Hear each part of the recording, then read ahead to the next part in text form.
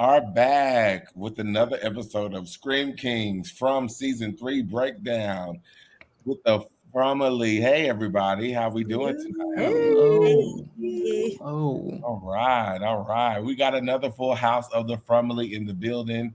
I'm Tamon Kane here with my co-host with the most, brother Evo Tyrone. How we doing? Listen, I'm great tonight. I'm glad that we got some awesome, Frumily in the chat with us. We got a new face in the chat tonight as well. Well, in the on the screen with us tonight.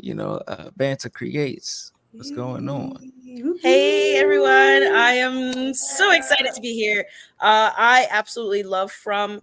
I rewatched both seasons, I think maybe 3 days before season 3 started, and I convinced my boyfriend to watch it, and he's hooked. So Yes. I'm a true member of Frumily. I'm there to create pop culture enthusiast. I make costumes off of present media, anything in pop culture. And I've got a little toe in the horror community. I'm also a funeral director, so I'm kind of a spooky girl on the inside. Ooh. Okay. Not only is the Frumly expanding on here, but you brought in your boo thing. So you yeah, he's probably gonna be like, yeah, I don't like Dale either. Fuck Dale, bye Dale. Oh, the internet was on Dale's neck all week long. My gosh. But we're gonna get into that in just a moment. You said pop culture creations. Have you ever done like what's that movie called? Clueless, Cher?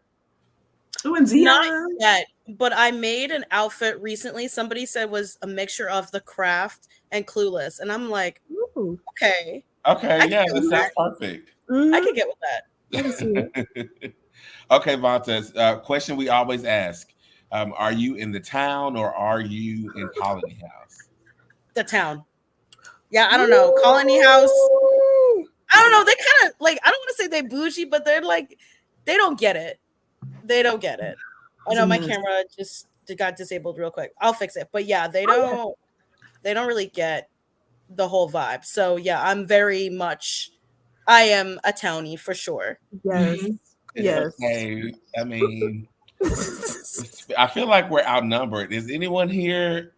I think you by yourself. That's what we want. That's exactly what we want. Get out. I live in the barn before I live in a colony house.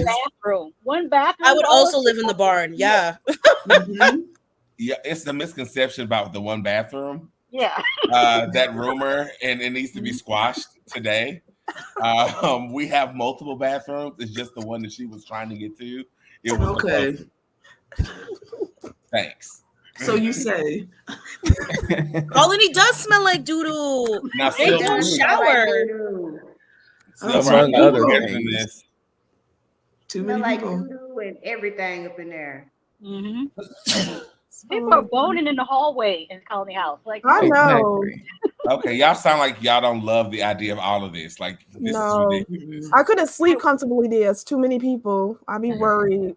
I would see what happens there. I would visit the Colony House for the weed, and then I'm leaving. Yep. For the weed. Right on. Thank you. That's my department. So you can't come up to Colony House for that if you don't fuck with Colony House.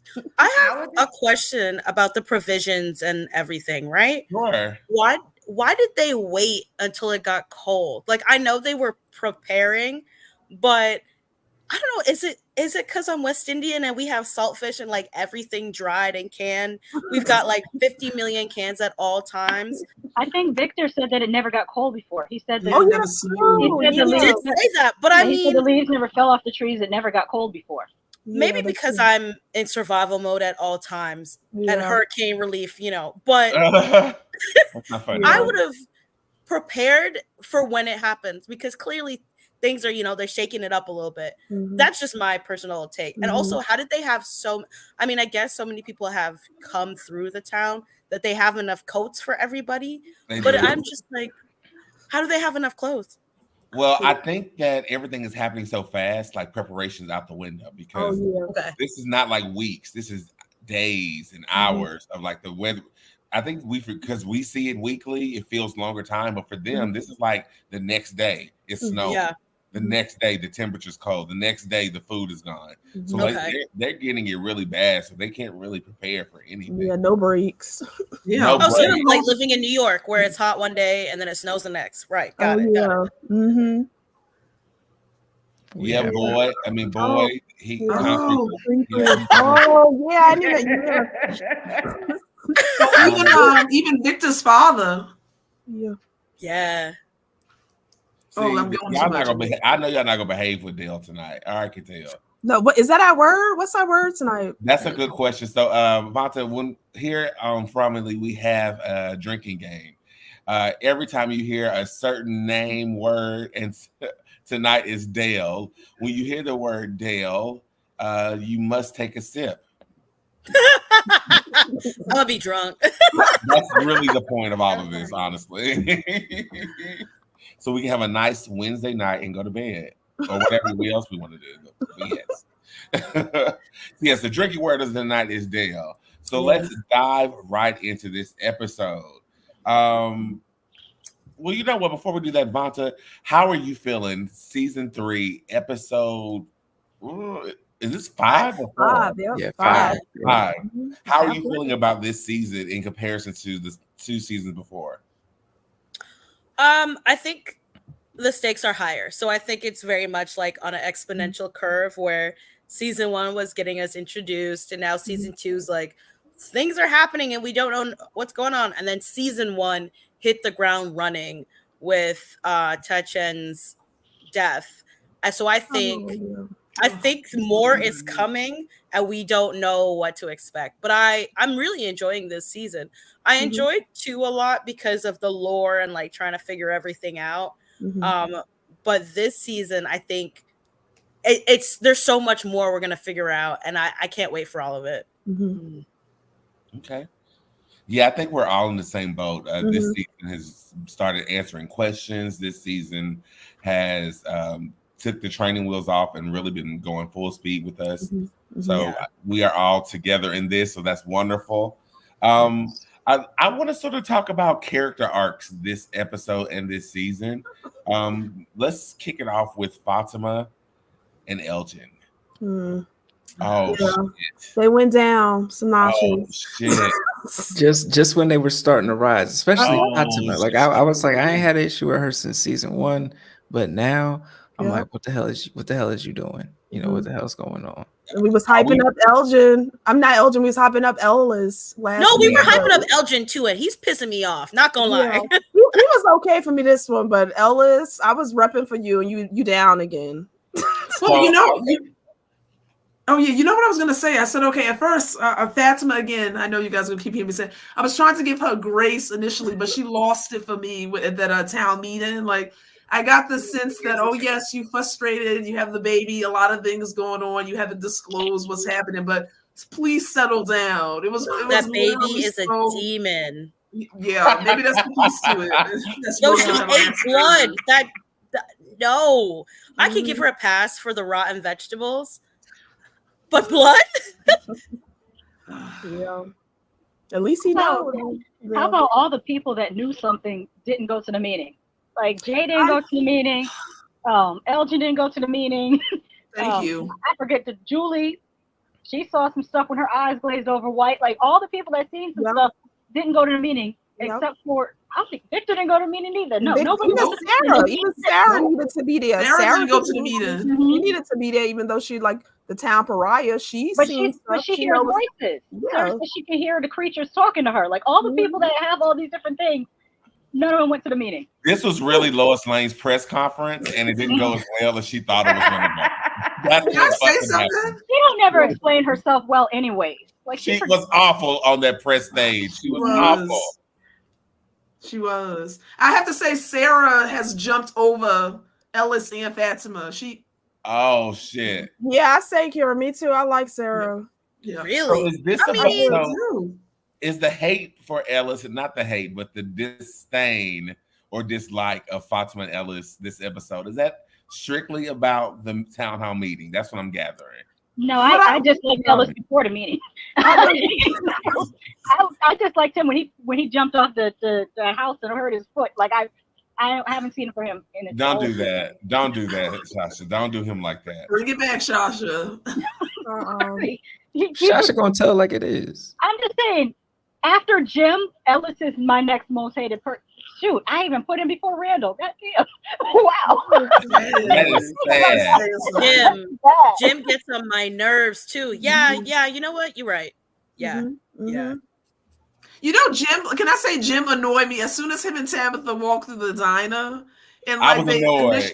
I was already annoyed when Jim was like, hey, I was like, oh, come on. He always so elevated. No. I actually was with Jim because I didn't like how they was playing with Tabitha. Like, give her a minute. You know, they was like kind of bombarding her. I like that Jim in that moment was like, yo, calm down. And he was like, yo, that's my wife. Relax. Yeah. I feel like Jim is always, though, is it just me? He always elevated. Like, he always on 27,000. I think his privilege is what you see before he actually opens his mouth. Yeah, I think that's the problem. Yeah. Like he's so smug. Like even when he walks in, exactly. Like here this motherfucker go. Here we go. Yeah, we already know he's about to be on be like Jim.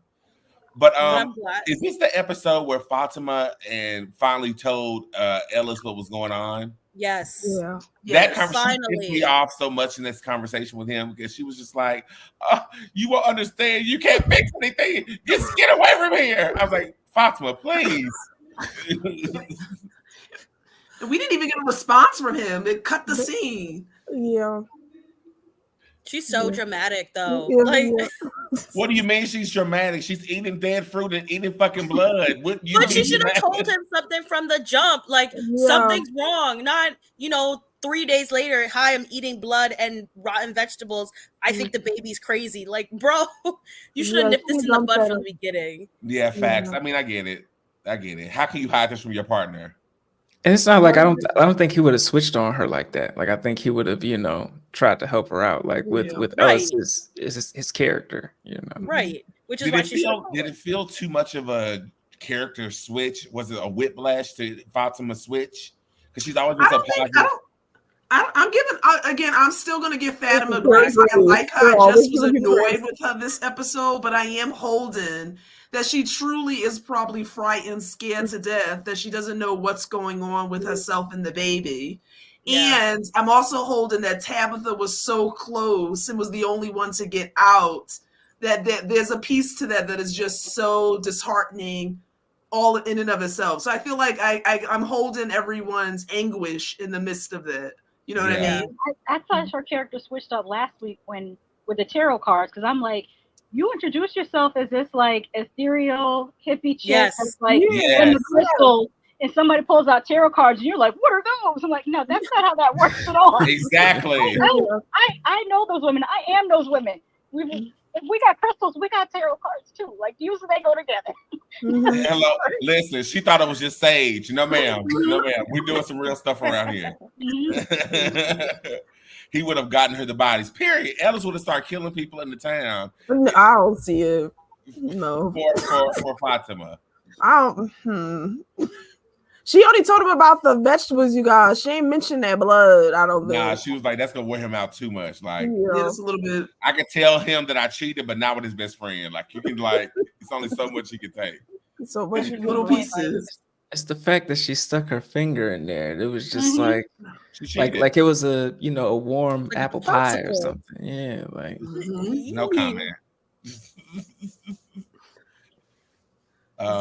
She was frustrated since season 2. Remember when she lashed out at the monsters when they were in the post office that night? Oh, I was mad at her then. Anytime she's not cool and collect, I'm pissed off at Fatima.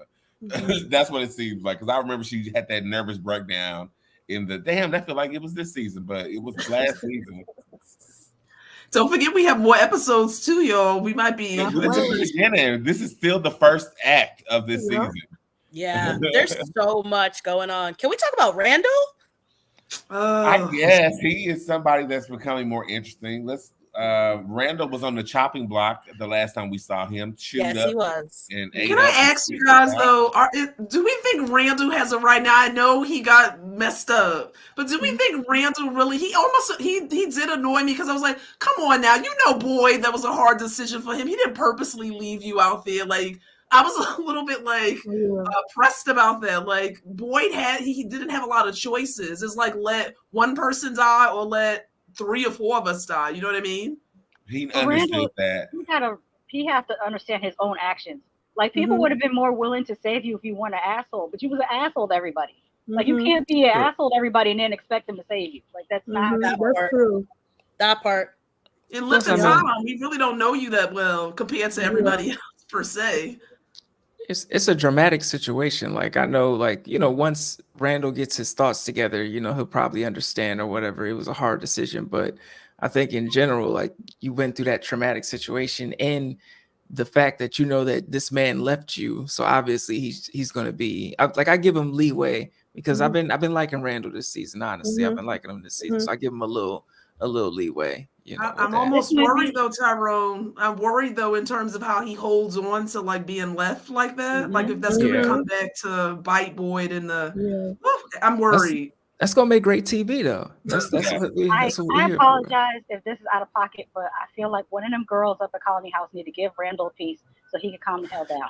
I feel like if he does something, he'll calm the hell down. He gives that type of energy that he's that. I told you, he needs somebody to come on that bus with him and rock that bus, and he gonna be a brand new person. Yes. Who could you put with Randall though? It could have been Nikki, but. Could have been Nikki, but she got.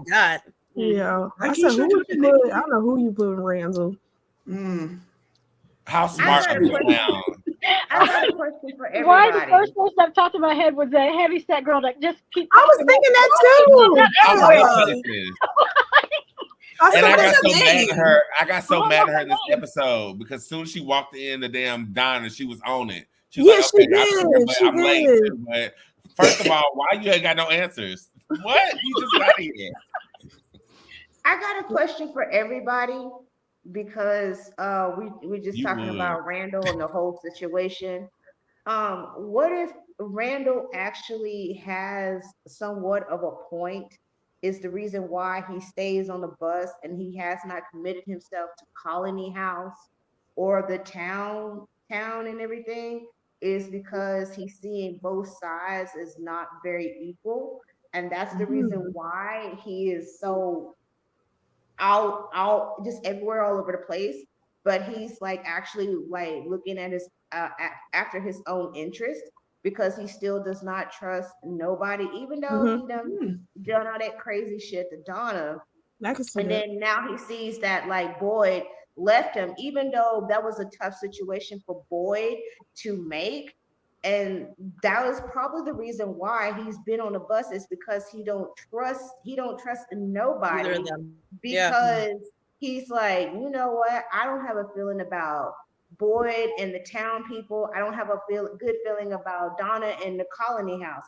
I'm going to chill on this bus and bide my time because he's actually thinking, but I do agree. He need to get broke off though.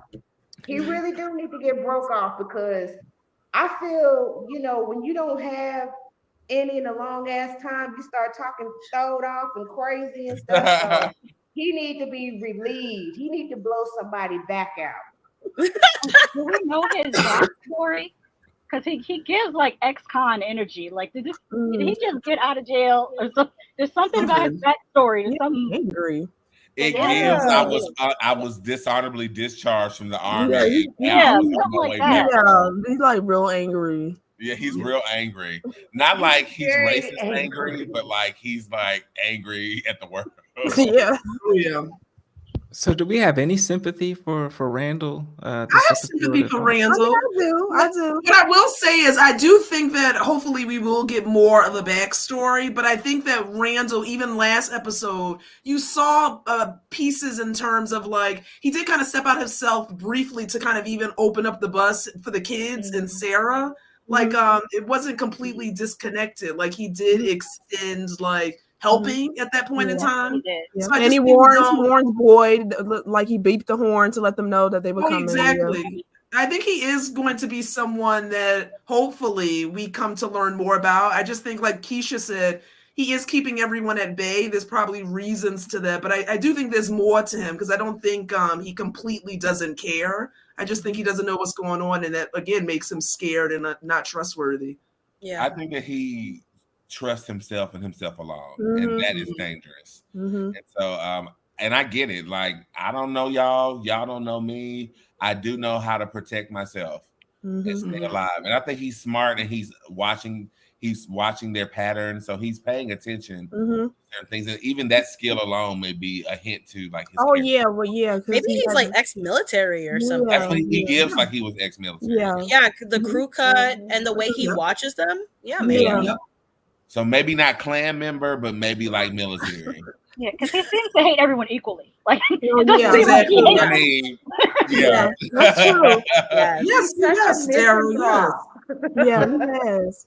Maybe he started this shit. Y'all seen The Mist? You know how the yes, I love that. Dude popped it off. Yeah, Daryl brought up a good point too. I forgot he did go try to help Jim and Tabitha by getting the bag and everything. Correct. Yeah. All right. Look, our family Randall himself is asking for vindication. Okay, I'm gonna give him a little bit. I'm gonna give him grace. Okay. See, I agree, Tommy. I agree. What did Tommy say? Jeff H, that's true. That whole Jim family, what do they call the Matthews family? They put a lot of people in danger with their stupid stuff, especially the. Oh my God! Even take it. Jim gets on my nerves. He didn't Tabitha in the ambulance. Like, nobody's gonna believe you. Why don't you just say, hey, don't go that way because there's a bunch of weird locals that they shoot at people. Like, why would you tell them the truth knowing that they're not gonna believe you?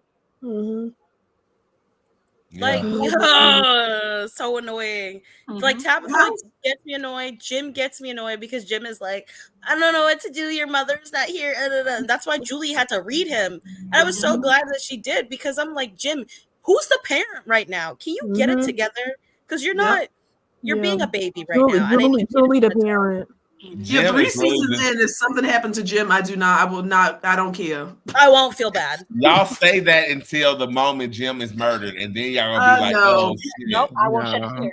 I'm gonna throw a party when he gets murdered. I'm gonna throw a big ass party. Okay. Gone but not forgotten. Yeah, because no episode. Party hats then. No episode is even driven. So. Oh, there's your writing. There's your writing right there, Keisha. Jim gets got, and then Tabitha goes and rocks Randall's world. No, Jade. Nah, Tabitha and Jade. Jade is Tabitha. I was just going to say that. Something about Tabitha and Jade's chemistry. I can see that. When I reviewed it since the beginning of the show, but now even more so, they have a certain chemistry with each other. Like, when Jade found out that Tabitha was back, he was like, "Oh shit, let me go get my girl. She's here." Yep. Literally, I gotta go find her. Yeah, I thought Jade had a boyfriend when he first came. Like, I thought the dude he was in the car with was his boyfriend. Me too. Yeah, I did too. But this doesn't mean he could also be bi. Like, yeah, that's true. That's true. Yeah. Oh, you guys, can I ask something really quick? Yeah. Since we kind of doing a little bit of pairing right now, what do you guys think about Boyd and BAFTA? I hate it. It's giving brother sister. It's not giving. It's giving brother and sister. It is. This is giving his brother sister. I feel more sexual tension with Boyd and Carthree than I do with him and BAFTA. Damn. Yes. Carthree was fine too. Oh, I know for the priest. Yeah, he was. I have another one, you guys. 10 before that. I have another one, you guys. What about Donna and Dixa's father? Yes. No, Donna is a whole lesbian. Oh, she is? I forgot. No, she's not. She never said that. Wait. I'm sorry. It's the plaid shirt. My bad. You respect her identity. You're not going to do that to her. Sorry. She is a butch lesbian. She just looks like that. She just likes plaid. Yes, I'm reading it. Yeah, Tabitha's that way because she had to deal with Jim for her husband. 100%. 100%. They were getting a divorce. Let's not forget it. Oh yeah, they were getting a divorce. That's right. On that shit right there. Did y'all see the way how he after the whole diner situation and Jim starts gaslighting her and making her feel like shit? And I was like, wait a minute, I'm finna come through this motherfucking TV and choke your motherfucking ass. Because he was all like, oh, I'm gonna hold my wife, like I'm holding down 10 toes down, like in the diner. When they came out, then she was like, okay, I need to go help, me and Jay can go out, blah, blah, blah, to the like bottle tree. And then he gonna bust out with that, well, you just got back and the kids and everything. You need to be here for the kids. Like I was feeling some type of way right there because to me, Jim is one of them type of like people that like throw shit in your face and make you feel like shit. So I feel like with the whole situation of like it goes back to like Thomas's death, is that he does have a resentment towards Tabitha. Yeah. And so he's doing that shit and everything to make her feel bad. That's the reason why I don't like that hoe. Wait a minute now. Wait a minute. We don't have to disrespect Jim like that. I'm gonna disrespect him all through 100%, 24/7, 365 days in a year. Yep. He is still the man of that house, and he deserves I don't give a damn. Is he the man of the house? I don't know. He is not the man of the house. Julie is. The man of the house. Julie holding it down. Julie holding it down. She is a firstborn daughter. I know that's right. First of all, Jim tried to fix lunch. First of all, Jim tried to fix lunch for you ungrateful kids. Wow. Just because it was on the screen, because we didn't say it. Is Jim out? Like, is he beyond redemption at this point? Right now, each episode, he not doing nothing for me. He just digging a deeper hole. He is a human. Yeah. Okay, he's a human. And what's that supposed to mean? What's that supposed to mean? I'm ready for Ethan to go. Oh my God. I am too. He needs to go. Maybe if he's gone, then Jim will buck up a little bit. He needs to spiral. Spiral, yep. I don't think so. Why does Teddy have to lose everything and Jim doesn't lose nothing? Don't have them lose another kid. Out of that whole family unit, Jim can go. I do love Julie now. I must say, Julie I'm liking Julie more and more as the season goes on, and I even like the friendship that's forming between her and Elgin. Yeah, because I almost feel like it's similar in age too.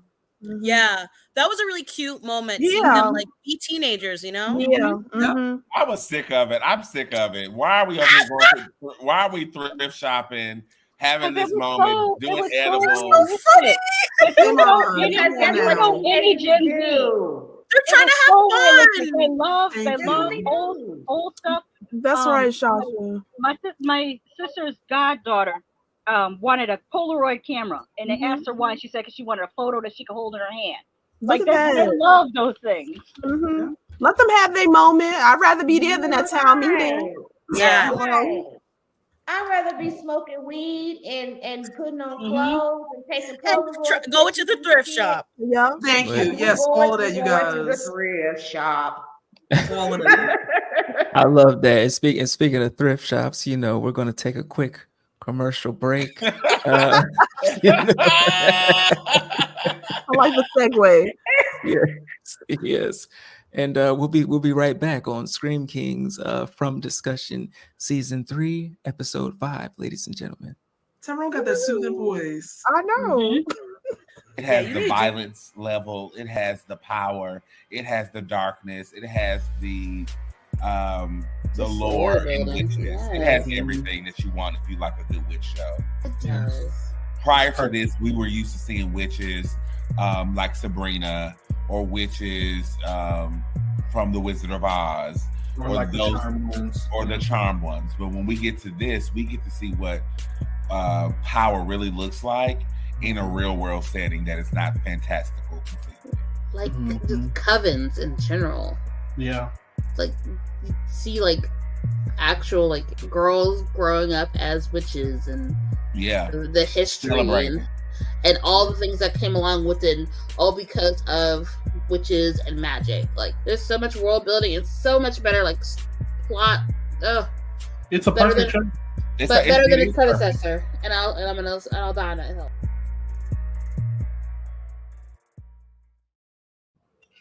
And that is Geeking Out. Geeking Out.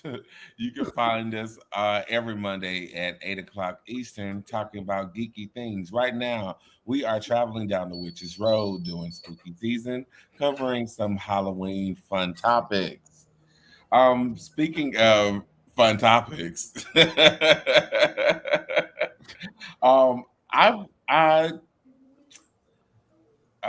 Victor and Sarah. Victor is on this quest of his own to get the rest of the information that he needs, I guess, to remember what he needs to remember. And he is thrust into like this emotional journey also when he gets to Colony House and Donna tells him like, hey, also your daddy is here. And he had a little breakdown. How do you feel about that choice to write that character to react that way and feel authentic? Oh, I felt it. Like, I think that was one of the best scenes in the episode for me, like their reunification coming together. I think for Victor, I'm holding one. He's been through the most in terms of everyone there. He's been there the longest. He's lost the most. So I think that just even the realization that his dad was alive but there, like coming to grapple with that. And then when they actually meet, I was unsure how that was going to look, and it was just beautiful in terms of them, even though they're in this horrible place. To find one another. You know, his father was going through his own turmoil, right? In terms of losing the family. Just that whole scene to me was emotional. Like I really did enjoy it. I thought I loved them coming together and him having someone now truly connected to them. Yeah. And I love how they all had different expectations of what the other one was going to be. Yeah. Now, don't do nothing to his father. I'm going to be pissed. I love the scene when they were just holding each other and Victor just kept on saying, I couldn't find my way home. Shasha. Oh, yeah. So I actually teared up in this episode because of that moment. And like this grown ass man is up here having this childlike experience with his father. When it's really he should be experiencing how he is, and it was just so perfectly portrayed in that moment. Even prior to that, when he was trying to tell his perspective of what he thinks is going to be like, I think to Sarah, he's trying to tell Sarah what he was afraid of, and he expects me to be this little boy, and I'm not this little boy anymore, and all those things. And then it goes to show you, like, you have these fears and misconceptions about things in life, and then once you confronted with them, whether by your choice or by the universe itself, it's actually the most relieving thing possible sometimes. It's a beautiful moment. Yeah, that was my favorite storyline. Yeah. What do we think about Sarah and Victor's connection? I like Sarah and Victor's connection. I really do. They're the weirdos. I'm a fan of it. Yeah, I like them. Yeah, I think the weirdos are going to connect. And it is funny that all the weirdos didn't show up to the town meeting. By the way. Oh, yeah. Why y'all calling the weirdos? They're not the weirdos. But weirdos in a good way. Yeah, of course, in a good way. Weirdos in a good way because she's in a good way. Yeah, because Sarah was funny. I love when she went to the house with Victor because she's so funny. Because you forget sometimes that she is the town pariah. She came in and was like, "Oh, what happened?" And she's like, "Okay, I'm gonna wait outside." They were like, "Why are you here?" Yeah, she's like, "Oh, right, my bad." I love that. They should have their own town meeting. The town weirdos. Yeah, they need a faction. Yes, the outsiders. I have a weird question, and I've been thinking about this for a minute. But when Julie goes up and she's at the rooftop on Colony House, and you can see that there's water there. So my question, yes, there's a lot of forestation, but at the end of that is water. So why did they never venture out more? If that makes sense. Like, why did they just stay in the house? I know it's going to take time, but why is it that they're now venturing out when people have been there for years? See, now I think they have no choice because the crops and everything is like ruined. I feel like they have to go beyond the point in which they currently are because everything is shifting too drastically. The weather, the lack of food, so it's forcing them to go not too far yet because that's beyond their comfort zone. But they have to do it safely. But they have to go now. But you know, in saying that, it made me worry about this flood now with the water too. Listen, Critical knows something, damn it. I like waiting for the finale. Yes.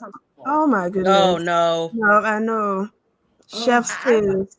I like it that they're uncomfortable because they have been way too comfortable. Way too comfortable. Way too comfortable. And yeah, I want them to have, I want like 3/4 of the town to be massacred. Yep. Clear them out.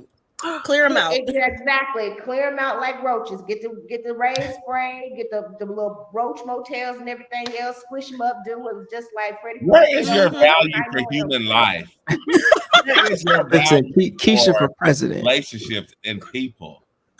If they don't have a speaking line, why are they here? They just in the background. Anybody who was against Boyd in that meeting got to go. Clear them out. Yeah. I already told Mika my two people that you absolutely can't take out right now, and I told Mika I will dip. I will abandon. Is Boyd? No, Boyd is serious character for me right now. I'm connected to Boyd. I need nothing to happen to him. Honest, I don't know. I may be on an island on my own, but for him, he's like I love Boyd. I'm completely connected to. Like, please. And even more so when he took it to Ellis and he went full Black Daddy on his ass. Who you gonna pick? No answers, Shasha. He had no answers. Yeah, but I love when Boyd got so upset he didn't have nothing else to say. Like he got so worked up. He was like, I can't say nothing else. I got to walk away. And we all know how that feels. Like, you know what? Let me just step off before I either swing on you or, let me get out of here.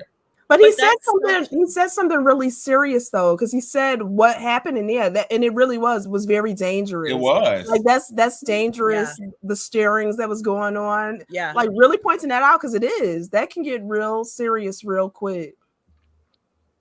The thing that had me going with that is I often wonder. I'm like, I think it's Harold Perrineau.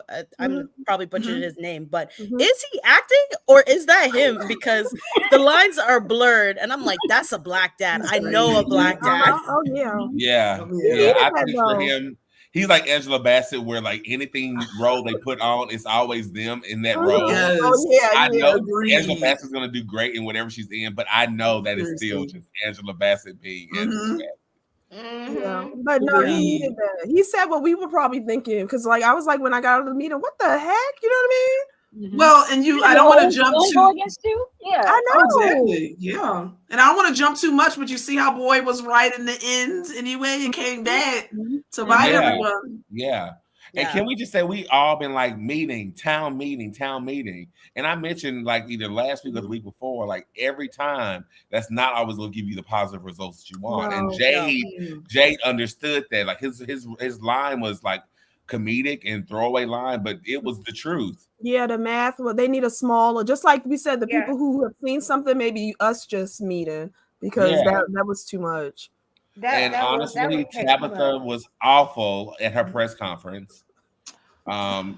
She was awful. She didn't give no answer. She didn't talk about anything, her experience.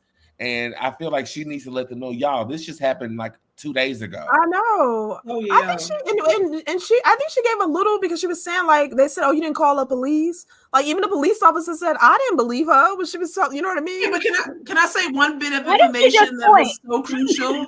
Like that they didn't share. Like I wanted Victor's father to say more in that. I felt like he was doing a better job than Tabitha, but like they didn't even talk about like the accident that prior to the accident where he was taking her and anything about Victor's mother and the things she saw and her role. Like that's what they needed to be sharing in the meeting. I'm like, they're missing all of these key elements. That one question was stupid.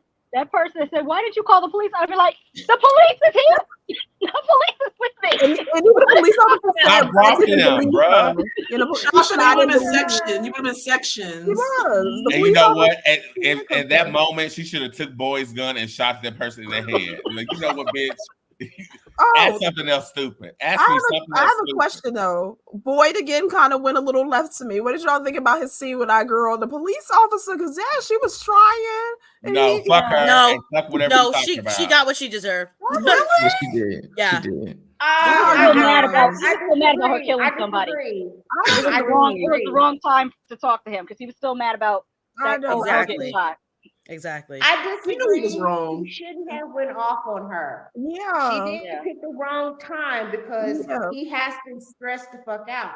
Now I did reevaluate on her how she felt from the ambulance to like Colony House and then her pew-pewing and everything else, like she, Matt Dillon and stuff, and she hit, Nikki, which I'm glad Nikki is dead. Same. But she did that out of fear. Pepperoni. And I feel that Boyd should not have jumped on her, even though she's trying. Yeah. And he has to give her some grace that she's fresh. She don't know what's going on. She sees like all this crazy mess going on. Like you said last week, which my daughter tripped out on you, Tyrone, that dead-eyed in the road. And she couldn't believe what was going on. And yes, and like Nikki's stupid ass, because I knew it was coming, that her ass needed to go. So she stood out there in the window, peeping and creeping and everything else, being nosy. And that's the reason why she was at the right time, at the right moment. And I'm glad she got that book. So there it is. So Boyd should not have went off on the new person, the cop lady, the rookie cop. Okay. So and be mindful too. I'm gonna give the cop lady some grace, but Boyd was in the wrong for doing it. And he should have said, you know what? I don't want to talk about it. You need to go on with somebody and get acclimated with the town and such like that. No, fuck you, Jane. Fuck you, Jane, and your badge. Get out of my face. No, you might need her. It's giving a cab. No, but you guys, can I say one thing about her character? You might really need her. And this is my logic. This is my thinking. Boyd is legitimately a police officer. Like we know, like that was his role. Kenny, I believe Kenny, I'm not sure if Kenny was a police officer. I think he was just deputized by Boyd probably to kind of help in terms of order. She is a legit police officer. So I think that he is going to need people. But I don't trust her. I know you don't trust her because we don't know her yet, but I think that was at least the first attempt in terms of her trying to connect with Boyd and apologize. Not the right time. And even when you saw Boyd's face when she left, he knew he was wrong there. You could tell he knew that he shouldn't have responded to her the way he did. She could come in handy just based off of her experience. I'm just saying. Yeah, fuck you, Jane. You just got here. Don't give me any solutions about anything. You don't even know if it was gonna rain today or tomorrow. It just started snowing. You don't know anything. Don't talk to me. Don't come in my office. Oh my God. Wow. I just don't like that after that meeting, everybody said what they said, and then they went to Boyd and they're like, by the way, I believe you. Like, where was that energy in the meeting? That's why I get from Bacta. Because I've been in that situation. You work in corporate America and everybody says, oh, yeah, we have a problem with this. Somebody should bring it up in the meeting. Then you bring it up in the meeting and then they sit back there, mum's the word, don't even back you up. That shit right there. That's why Bacta, he just let her talk. I would be like, no, you can go that way with that. Because but why didn't Bacta get cussed out? Why didn't Bacta get cussed out? She should have got cussed out too. You know why Bacta get cussed out. Because Bacta can say this. Donna can talk to me. She can say what she needs to. She can interrupt my space. But you, bitch, you cannot come in here on your first day to talk to me. Dad, y'all not giving her any grace. No, I said you gotta watch grace at all. You guys, time out. Ostracizing. Let's watch who we ostracizing. No, time out now. Just think about this, please, because what are the EMTs? Like, okay, I'm just gonna use them. They got fricassee. Carrie give everybody grace. Oh no, but think about this. She got out of that ambulance. Look at what she bared witness to. These are not human beings. This is actually monsters in my face. My gun, if that was my gun, I'm shooting everybody. Clear the place out. Thank you, Tyrone. I see you nodding. You want to inside the colony house. Like if you're seeing the colony house from outside, you would think it's just an abandoned, dilapidated house. Thank you, Shasha. Actually, she didn't know but it has charm and glam. So thanks. How many rooms are in colony house? Enough because we found out that they had an extra room, so Victor can go. No, Henry can go and chill and relax. That's what I'm saying. Like, how many rooms are in this house? Is this like a mansion? It's too many. It's one big loft. We know old girl who got shot. Her room is free. I forgot her name. You know what? You know what, Dan? We need to drink. This is enough. Drink. Dale, I got a question for all of us and everything, and if I'll ever notice this, and this is one of my little beefs, especially with the writers, where in the hell all these damn extras come from? Yeah, I don't know. And every season, it's like they just come out of nowhere, and I'm like, yeah, and I was like, why are they playing in our faces with these too many extras in the show? Because you have the diner mishmash crazy meeting, and then of course when Dale looking like Han Solo in the swimming pool. You see some extra faces. I'm like, who in the hell are these people? Before we get to that, if it's like so many like of these town people like calling house and town like all together, and my friend, I'm gonna give a shout out to him, Mark Miner. What's up, like that? He actually have like a really good point. Since everything is changing, the weather, all of this, the food supply, such and such like that. How come they have not like form some kind of like team like in Land of the Dead? And I'm gonna give you this right here. The guy who plays Victor's dad, Henry, I kept looking at him and I was like, he looks so damn familiar. He was on Land of the Dead. How come they can't zombie that shit right there? Apocalyptic ass stuff right there. You in a situation like that, you got Victor's dad and everything, because he was the one with the eye, and he had that little that rifle and stuff on Land of the Dead, and he was shooting up zombies. But I'm just saying, why don't they gather up each other, the ones that actually have some skills or teach like a karate class or something, like an offense, and make weapons, and so they can go monster hunting? This is what my friend said. I've been asking that.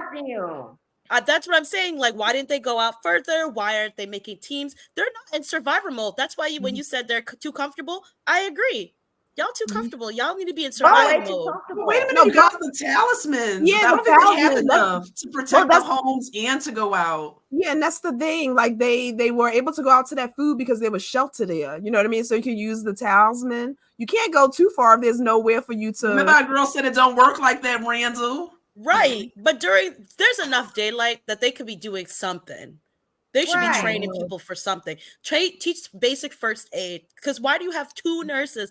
Nobody else knows how to take a bullet. Nobody else knows how to bandage a leg. Like, come on, we're too smart. They have to use their resources. You really screwed. We lost the EMTs. I know. Right. Now, here's my next question. Remember, Victor's dad is like, where's the hotel? I mean, the motel. There's a pool and there's a motel sign, but where's the motel?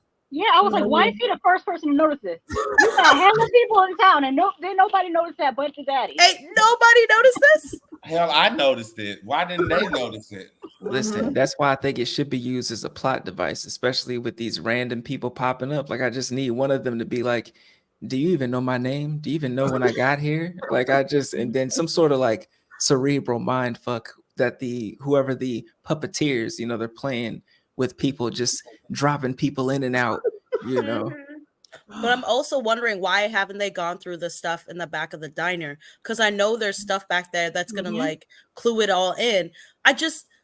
They're being dumb. Yeah, and it's frustrating. The conversations are not conversing. I'm annoyed. They're not conversing. You had that whack ass meeting and nothing came out of it. Why don't y'all put your brains together and figure something out? The only 2 people that went through the back of the diner stuff was Tien and then Jade. Exactly. And Ethan, don't forget Ethan. Oh, Ethan, yeah. Because he likes to play back then. All they wanted to do was party and smoke weed and have sex. That's how they was introduced to us when we first seen the residents of Colony House. They was partying. They wasn't even thinking about trying to get out. I don't know. Well, that's what I think was. I think everybody got complacent, and I think when Jim and Tabitha they arrived and all these things started happening, especially with Jade, you got hope, and you got these minds of people who saying, "I'm not just going to be complacent, kind of just sitting here. I'm going to try to figure out what's going on." So I think they all just were there for so long. They got complacent. We just need to be in at night, and they just were doing their own thing. And see, I just missed a comment where somebody noted 2 comments about like the hotel piece. Like, of course, we noticed the sign, like clearly the sign is there. What stood out to me with Victor's father when he was mentioning it was not necessarily like there's the sign, but what he said was, where's the motel? So it's almost like just trying to focus on the things that should be here. Where did they go? What happened to them? If there was a motel there, did it get washed away? Did it get destroyed? How long has this place been in existence? I kind of took like that from it. Like no one's even asking that questions. There's the pool, which is the remnants of a building that was once there. There's the sign. Where are these things? Facts. Yeah, that's what I say. I guess let's take a moment to highlight some of the people in the comments. I know we have a question about the comments. We're currently streaming to multiple YouTube channels, so you won't see all the comments unless we post them on the screen. So I know that was for Ty Briggs, that is dedicated to you. Make sure everyone, thank you so much for coming and hang out with us in the comments. Make sure that you like, share, subscribe, turn on those notifications. We want to see you back here every single week as we discuss from Critical Overlord. Welcome back, my friend. Ty, new face around here. Welcome into the building. It didn't even look like they were even a space for him. Yeah, agreed. Will, welcome back. He said it was called the Star Magic Motel. Little Dirty X. Well, welcome back, Little Dirty X. Let's see. Darrow's good to see you as usual. Weapon Doug S. Welcome back. About those weapons, Donna was going off on Boyd about, they literally rip people to shreds and we shoot them and nothing happens. So building weapons out of rocks and sticks is not going to do anything. But what happened to the bullets? You can still work something out. To do what? They have to think. They got to think of it in a more mystical way and not practical. Right. Well, what happened to Boyd's bullets with the goop? Yeah, we haven't talked about that since last season. Oh yeah, when he was able to kill one. Yes. We have Vanessa Wicked. Welcome back in the building. All right. We also have Michael Anthony in the building. We have Cal in the building. Hi, Cal. All right. Anna Babe. Welcome back, friend. We have In Love and Horror. Thank you, everybody, for coming to hang out with us in the comments. So yeah, this episode, you know what? I feel like we're getting closer to like that slow down part of the season, where the action starts to decrease and we get more of like character development and more of those. Wait, he rolled his eyes at character development. Because like the first two seasons, character development. I only did that because I only did it because the first 2 seasons that's all we really got, and more mystery. And so now we are at a point where okay, we understand their choices, we understand the character, and not saying you can't grow them any further. It's just please grow them further. Yeah, please always continue to grow them. It's just use them accordingly and reveal things and kill them off. Okay, that's all I have to say. Oh my God! I love the energy tonight. Ask the right questions. Fans were disappointed in group meeting, but I thought it was accurate. Also, it showed Fatima is changing from bright optimism to darker. I said that last week. Yes, that's a good point, Will. Fatima is shifting. Do we still think that she's going to turn into the kimono ghost? I don't think so. I think so. You know why I don't think so? Because remember, I love that Ellis was sharing with Julie. Some like people are starting to open about like Julie, her experience, what she's feeling, Ellis's vision. I think that like it's going to require. It reminded me of like Sixth Sense. Do you guys remember that movie when it was kind of like, oh, he kept running from them? You have to stop, follow, talk to them. They have something to say to you. I think there's a key to the woman that he's seeing, that if he can truly engage with her, she has a message similar to like when Boyd saw those people hanging. Like fear has prevented him. She said, "Help me." She said, "Help me." When they was looking through the trunks, I thought they were gonna pull a kimono out of the trunk. When they was looking through the clothes, I was like, that didn't happen. I feel there was some clues in that that scene in the basement, and then I was like, why is this damn basement so bright? Like this, I was like, okay. But I love how Collie House keeps developing new rooms. Yeah, that's what I'm saying. Like these magical rooms, like just showing up like Constantine or something. It's like Harry Potter. It's forever changing, and that's the beauty of living in a place like Collie House. Is that it's forever evolving, just like the inhabitants. But I feel there's some clues in that scene with Elgin and Julie. Because there was like some very slow, crazy camera angles, especially something that showed something that was yellow in the scene. Because I was like really peeping that scene out. I mean, even though we were caught up of like them having fun and smoking that good old grass and everything up in there, but there was like some clues that we actually overlooked. You know, in that scene, especially with them pulling out the clothes, the Polaroid pictures. I thought something was going to be on the pictures. There was a couple of Polaroid pictures that was seen in season 2 and 1.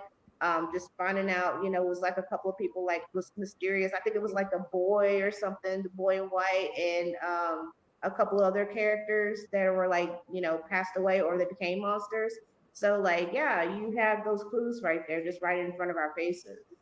Did anybody else get that? And shout out to the directors and the writers for this scene with Elgin and Sarah. It felt like an episode of Are You Afraid of the Dark with that camera. Like I was like, watch them get sucked into this camera into another place, and then they got you know how that part of the episode of shows and now they got I thought something was going to be on the cameras. I thought it was going to be like the woman on the camera, like when the pictures developed. I just knew they were about to have their own adventure. Like they had the clothes on, they were smoking, they had the camera. I was like, this is perfect 90s episode of Are You Afraid of the Dark? So, Little Dirty X said in the chat, Elgin's about to take a photo of the town and reveal the missing motel. And I personally think that this is like an upside down. The way that Victor's dad was like, oh, we have this tree with the bottles in our world, blah, blah, blah, blah, blah. And I'm like, watch this be like they're in another dimension or some shit. Oh, for sure. Julie photo. We'll show someone else's room. Yeah, that's what I was thinking. Akui. They didn't show. What does that mean? I think it means Survivor of the West meets the South. Yeah. What? Not playing. He said that's so serious. Right. I feel like it's going to be like when we figured out that Hodor meant hold the door. Yeah. So like, slow down. Yes. I'm like, Akui. I don't know. See, so much to be said still. Not said. Were there any standout moments from this episode? We got to talk about the pool. Oh yeah, we got to talk about that. That would be I'm not ready to get to Dale yet. Take a sip too. Take a sip. You got a drink, yep.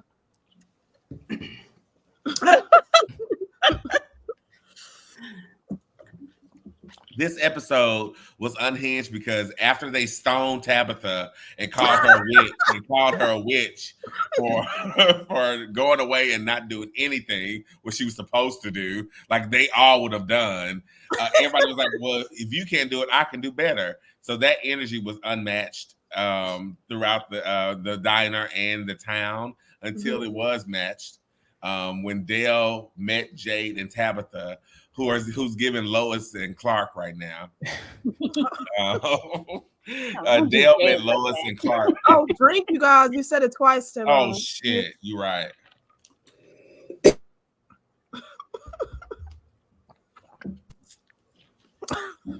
Keisha, no.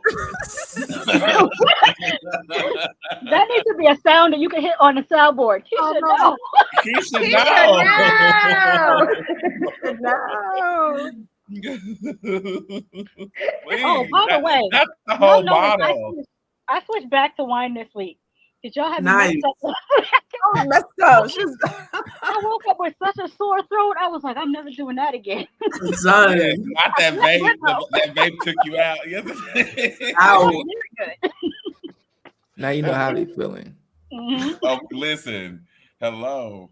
But before we get to the Dale of the matter, was there any? You take another sip. You know what it is.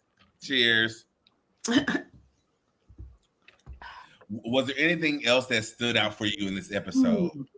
Jade not taking everything well. I think Jade is all the stress and things is starting to get to him. You know, I feel like he's, you know, even though I give Jade a lot of shit, sometimes undeserved, sometimes deserved, but I feel like he's starting to you know, shake a little bit. I feel like he's starting to, you know, he's gonna be a much of a man by the end of the season, probably. Then we rebuild him the next season. Well, Tyrone, I wonder though. I think the bottles a little bit not gave him a boost, but I think he's now has something to focus on in terms of what these messages and numbers and these bottles mean. So I'm hoping that because his mind, we know that he is so brilliant in the sense of like his goal is to solve, to be able to think outside the box, put these puzzle pieces together. I think when he's unable to do that, especially in this place, he's becoming more unhinged. But perhaps now he has a new purpose in terms of Tabitha taking him to this tree and trying to figure out what's in the midst of all of these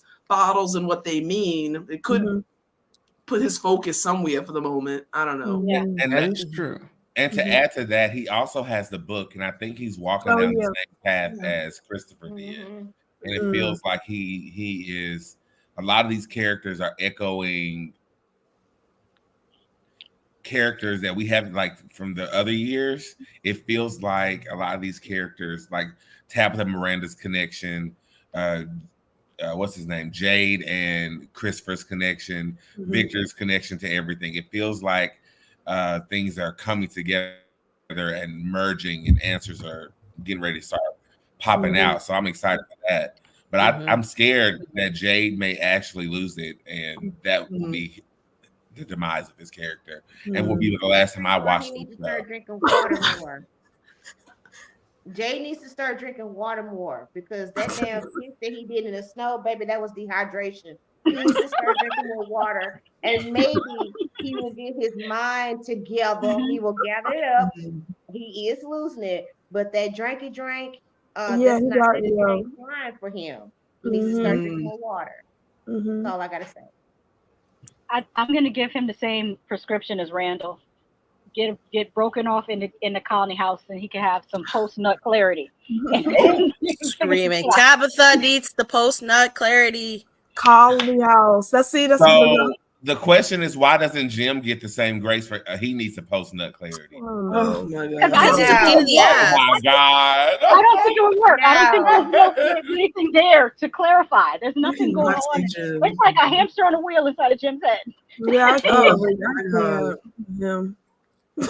he probably hasn't had none either. He hasn't had none. No, I see why though. Tabitha was going through the divorce though. I do see why. Thomas, that's just Jim. Don't bring that up. That's not fair. Do not bring up their relationship. And he's got children. You would think if anything would pull him out and get him on board, like it would be his kid, but it don't make no difference. There are times when his son has more clarity than him. Like when Ethan was in the diner, he's cleaning up. He's like, I got to clean up because this is what Tien would do if she was here. Like he had more in that moment, more on the ball than his daddy. He's a child. And he even said to Julie, like even their conversation, like too, recalling when they said they might be all that's left. They're gonna have to take care of one another. Oh yeah. Because I said, oh, Jim he probably gonna go by the wayside at some point. That's true. Because Jim went out. The fact that Ethan realizes that is crazy. Ethan's so young for him to be like, my dad's losing it and my mom may be dead. So all we got is each other. Wild. That poor child. He's traumatized. First they try to kill him. His life is over already. Like let's just make that perfectly clear. Yeah. He's screwed. If he needs therapy. He's never gonna trust anything ever again. He's gonna always have an imaginary friend. And he's probably gonna name his kids Victor and Boy and White. No, he got a lot of insight though for a kid, because even when he was walking with Victor's dad, that conversation that he was having, like how he explained Victor, like he said, we fight sometimes and he goes away, but I think that's how he processes it. I said, well, Dad, you know what I mean? He really, and, you know, and I'm gonna use the word again. I'm gonna give Ethan some grace. No, because Mika, we had this conversation. Listen. We had this conversation, you guys. We have to acknowledge he is the only non-adult in this town, the only child. Like, there's no other children here. Like, Victor probably is the closest thing. I look at Elgin as a child. Elgin might be 18, 19 years old. He's from a child. Ellis is a child. Elgin is a child, and Foxman has a child. And technically, what's his sister's name? Sarah. Julie. Julie's technically still a child. She's 15 or 16. Like a little kid, you guys. Like little kid. Yeah. Well, listen, since we're talking, if Victor can handle it for 40 years, so can Ethan for 3 weeks. Ethan, please. Since we're talking about children and the future of things, we're focused on the future of this show right now. Let's get into these brief commercial breaks on this current episode of Scream Kings. Ladies and gentlemen. Segways.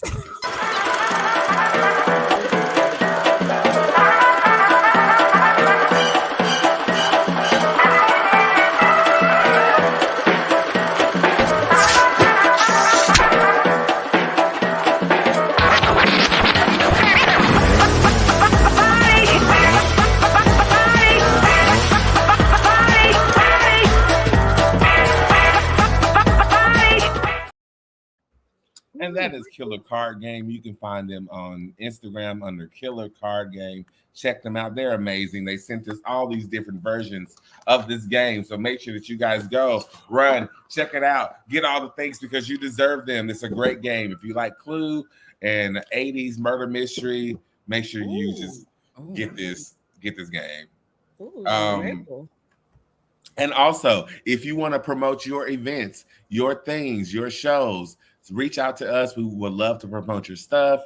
We'll put your clips out here, all the fun things, get your things shared and liked, all the fun.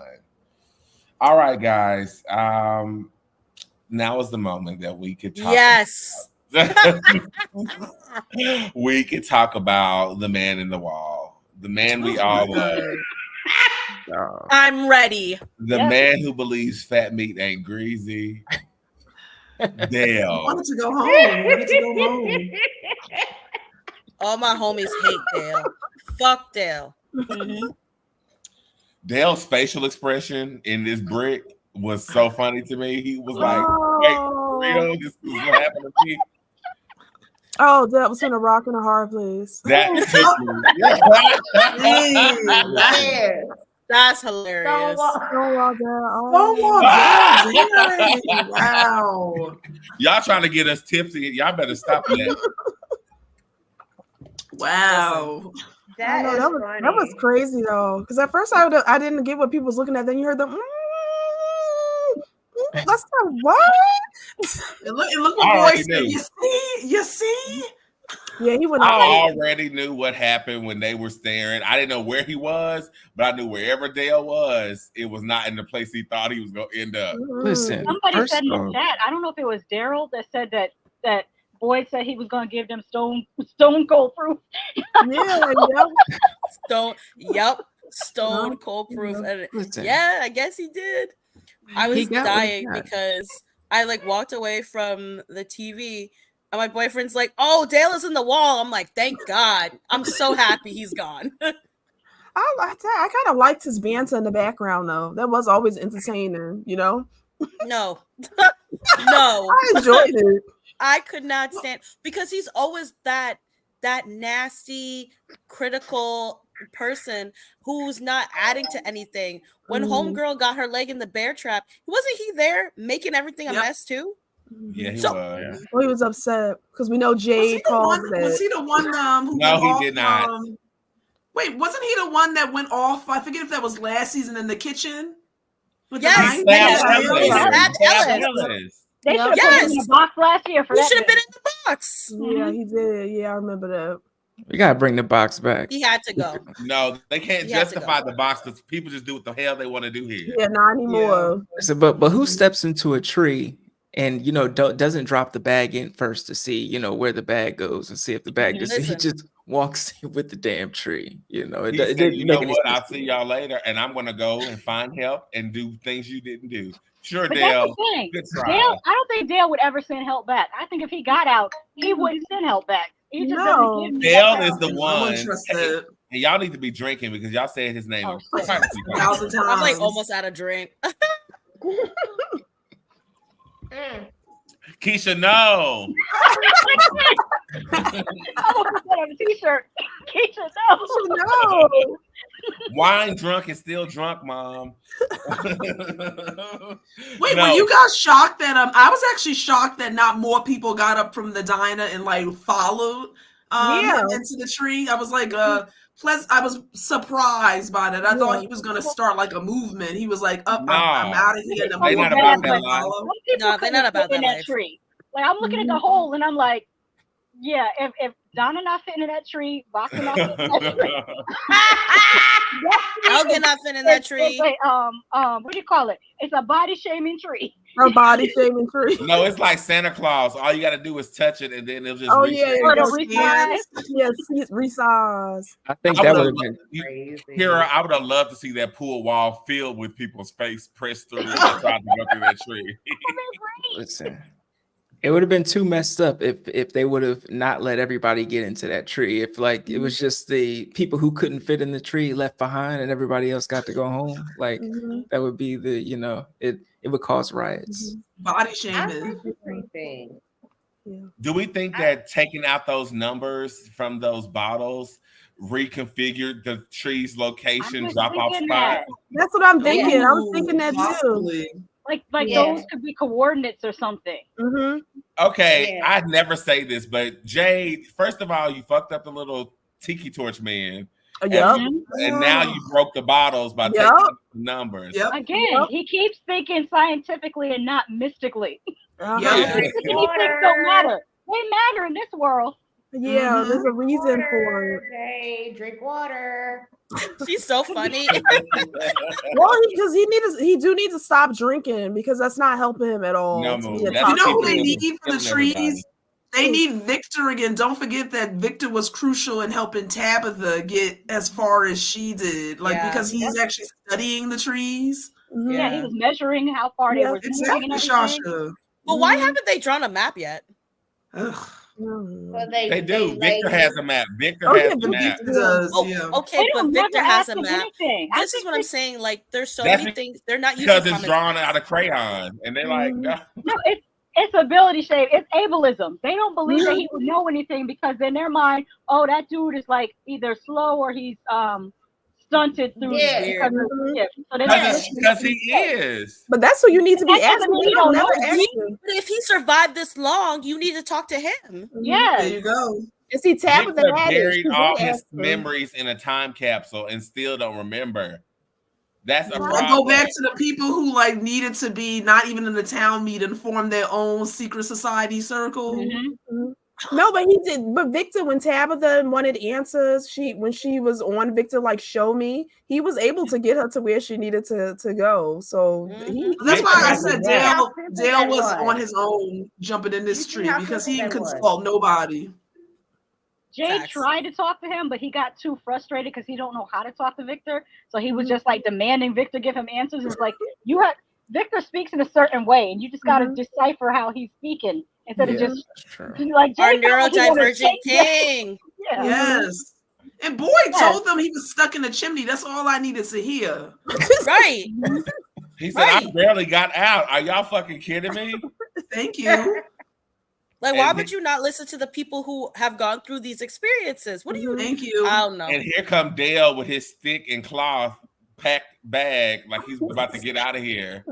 Yeah, Dale, you gotta. Take a drink. I said his name, so y'all deserve it. Oh, you see, Boyd was about to. I mean, he ended up losing his life, but Boyd had the gun ready. Ty brings up a good point. He says Boyd's note said 1864, and he went to that time. That's why the dungeon was in the ruins when he came back. Ooh, okay. Wait, say that again. Give that back to me.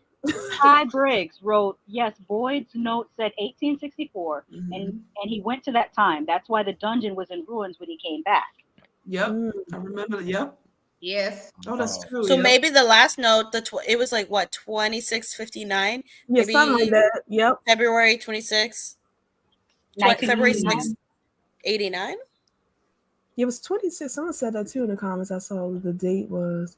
Let me go scroll up. 2659, wasn't it? Yeah, wasn't it? I was, and I saw someone. I thought. So 59 would be nice. Yeah, 2659. It was Daryl. That would be February 6, 1959. Ooh, look at that. And 40 years from then was what? Oh, don't give me that. 1999. Oh, never mind. Yes, and 84 would be the Civil War soldiers. That's what I'm thinking too, because they keep popping up. Oh, I'm trying to soldiers. Yep. Yeah. So if they're civil, do we know, or are they in Maine, or are they in like arbitrary East Coast because it's snowing? They all came from everywhere. Yeah, right. So everyone came from different parts.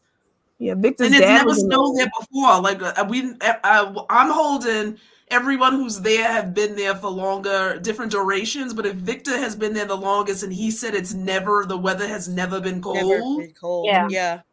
That tells you, like, Ty also says that Martin had a Semper Fi or Semper Fi, I'm not sure how to pronounce the tattoo. That model was adopted by the Marines in 1863. Wait, who's Martin? Martin is the guy that was chained up to the wall. Oh, he had a name? He had a name? That's crazy.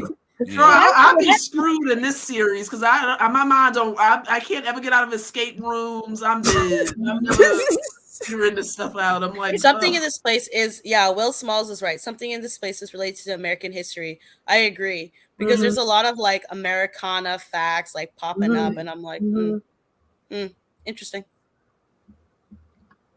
Yeah, better get some answers. Tabitha was tossed out of the lighthouse. The lady in the hospital said they found her unconscious in the woods outside. Camden. That was Maine. Right. Camden, Maine. But the thing is, there's Camden, Maine. There's Camden, New Jersey. I think there's Camden in Pennsylvania. Like, we should make a law against that because in America we have too many towns that are the same name. Like there's hella Springfield. Like we have a Hollywood, Florida. Like why don't they take that name out of the books? Like once a town is named that. Every state has the same name. But you guys think about this. It made me think about Tabitha ending up in Maine. Remember, like I'm holding that she has the same gift that Victor's mother had. And so the little boy in the white, I really do view him as a good person in the sense that he pushed her out and she specifically didn't went back to where it all started, where Victor was from, his family, the tree. So I think, you know what I mean? You're right. That's what ticked me off about the car accident.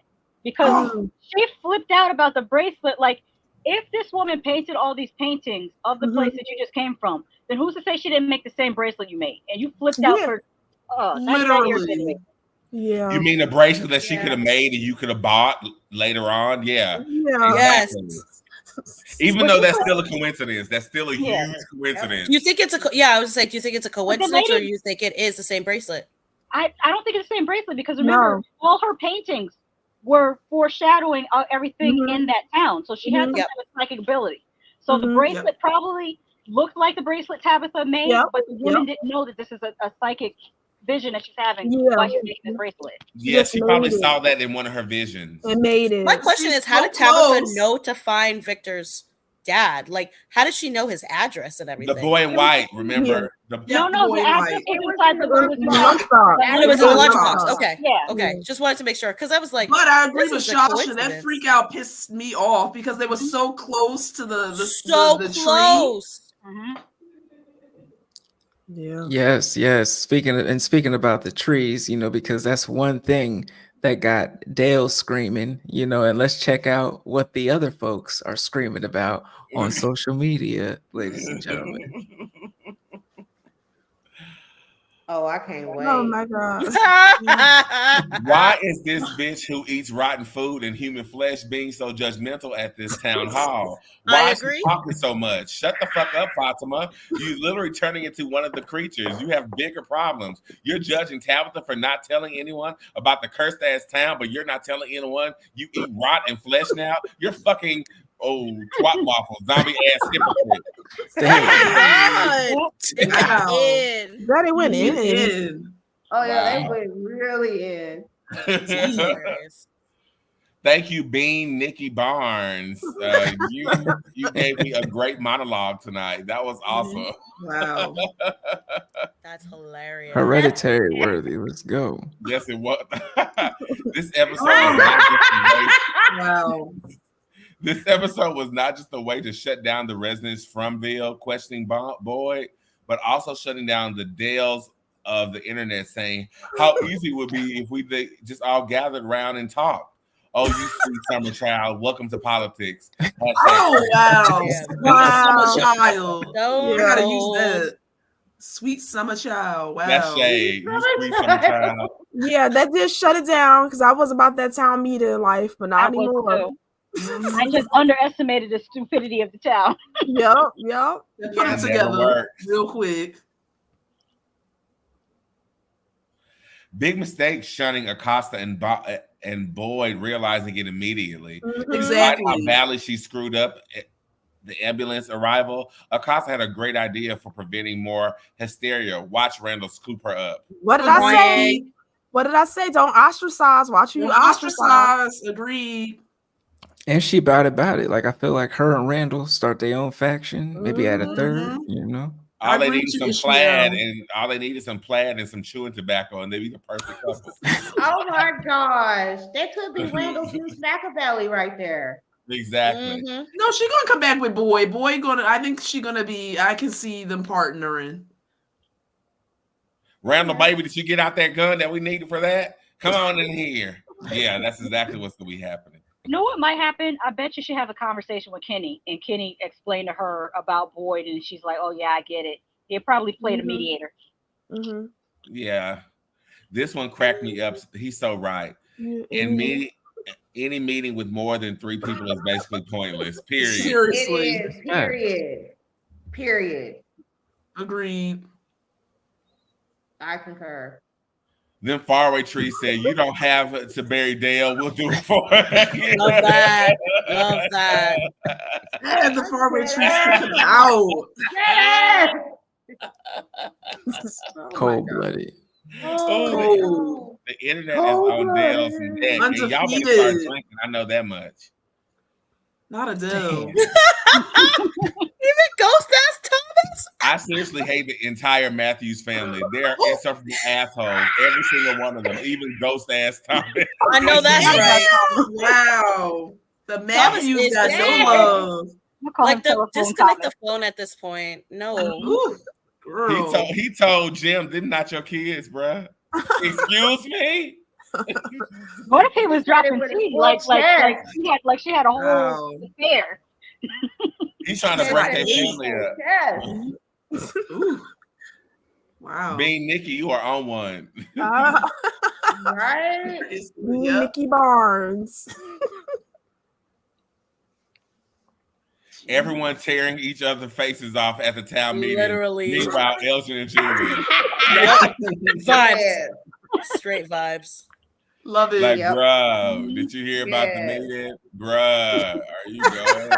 Bruh, this not the meeting. There's a meeting? Fatima really got some nerve telling Tabitha what she could have done better when she eat him up first. They are on Fatima's and Dan's. Yeah, she neither. Yeah, this episode is getting wow hard. She was on Tabitha. Well, I guess you could say that Dale got stuck in between a rock and a hard place. Don't Hilarious. Dang. And their name is Helga Pataki. Hilarious. That's funny. I feel like Captain America. I don't get that reference. I'm screaming. Helga Pataki. I love it. Yeah, what is the Helga Pataki? From Hey Arnold. Oh, yeah, from Hey Arnold. Oh, wow. So, since we've seen all of the little memes and stuff, I think there's like so funny. But I did join a group. It has a lot of people that discuss a lot of theories about prom. So one of the things that I've been like, observing is that there's fandom and having so much fun like we're doing now, and then there's obsession and toxicity. And I noticed that and I was like, oh, I need to leave my ass out of this damn group. I mean, it was some fun things that they said. It was like one of them. I had to laugh so hard because I was thinking the same thing. I did mention like who is giving these fresh cuts in this town. Everybody here is just clean and shit. If somebody said, who is doing Bafka's braids? Is there a braider in town or something? Yeah, because I don't think she had braids last season, and now she has them. Like, I was just like, where'd you get the braiding hair? I thought she had locks. Yes. She did? I don't remember. She had a bust down. Who is doing braids in this town? Because I want to get hooked up by her too. I'm gonna have to go back. I don't remember. Yeah, I'm gonna have to go Keisha, back. I heard it's you. I heard you in the town doing the hair and makeup for everybody. I heard that you sent Tabitha to that meeting with this new bust down. I want to go visit Keisha just so she could do my makeup and put some lashes on. Oh, yeah. I gotta do some lashes tomorrow, and then I gotta go DJ Saturday. So look at that, nice, Keisha. Listen, she is booked and busy. Booked and busy. Family will cut you. Family will cut you. That. Is there any characters this season so far that you are wanting to see more from or expecting something? Tilly. I love Tilly. Yeah. Elgin. I need Elgin to speak up. I'm tired. I'm annoyed with Elgin. I've been annoyed since he got his Jeeper Creepers ass off the bus. Literally. I love Tilly. I want to learn more about Tilly. You said Tilly? Oh, the old lady. Right? Yeah, I like Tilly. Yeah, I like very much.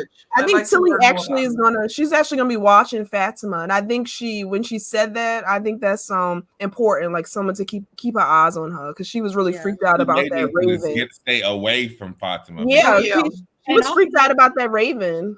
Whatever powers that be didn't want her to read those cards either. Like they made sure to not let Tilly read those cards. Those cards, yep. And she tried that again, and we go make sure for real.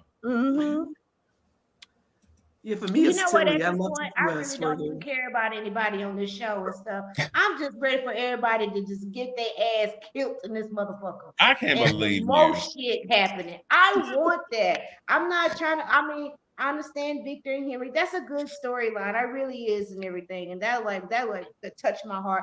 But I'm just like, I'm ready for some more blood. I'm ready for some Dale gets stuck in the swimming pool like Han Solo. Up in this bitch with some other people and everything. I am ready for Fatima to start like knucking and bucking people and eating people's asses up.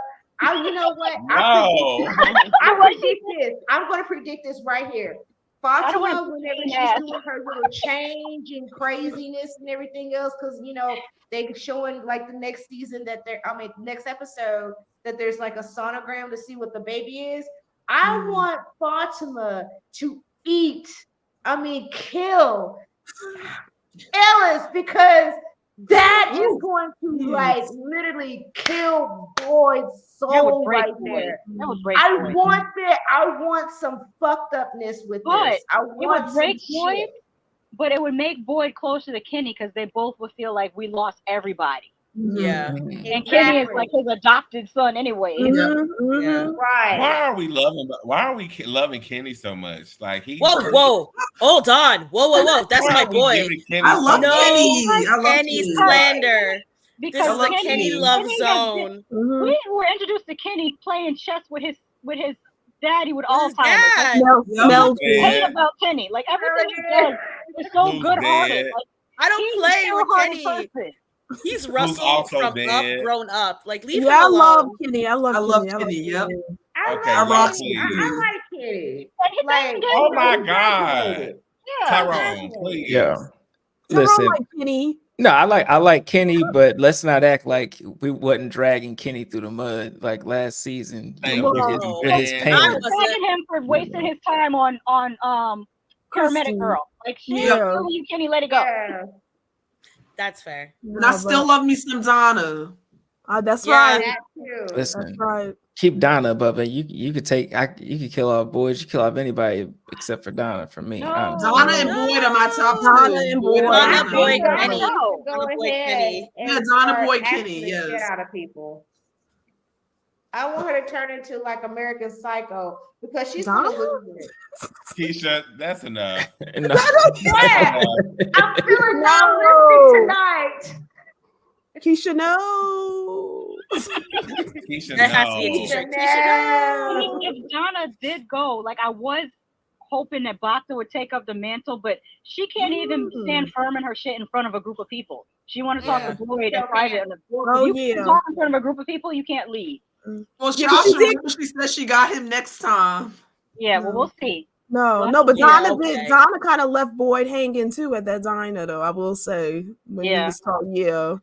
Vonta, who are 3 characters that you would put on the chopping block for the end of this season? Fatima. Easy. I know Elgin has a lot to say, so he's annoying me. Oh, Fatima, Jim. Who else would I put?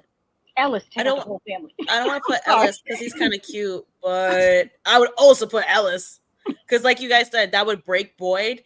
I kind of want Boyd to lose his mind. Like, I love him as a character, but I want to see what's it going to take to break him because that's what this town wants to do. It wants to break him. So I just want to see what's going to happen.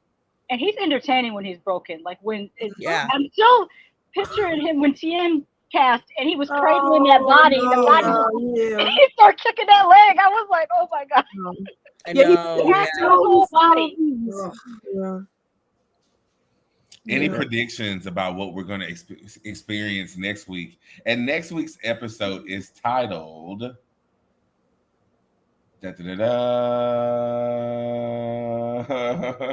Scar Tissue.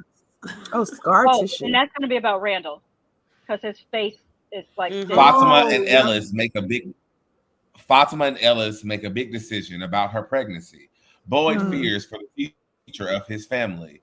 Tensions rise in the Matthews house, and Randall opens up to Marielle about his fears.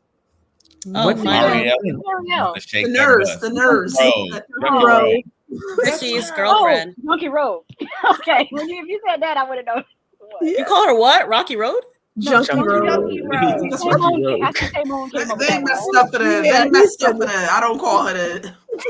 That's Vonta, we tend to give these characters nicknames or whatever. That's fine. And so we have Lois Lane, which is Tabitha. Yeah. We have Junkie Road, which is Marielle.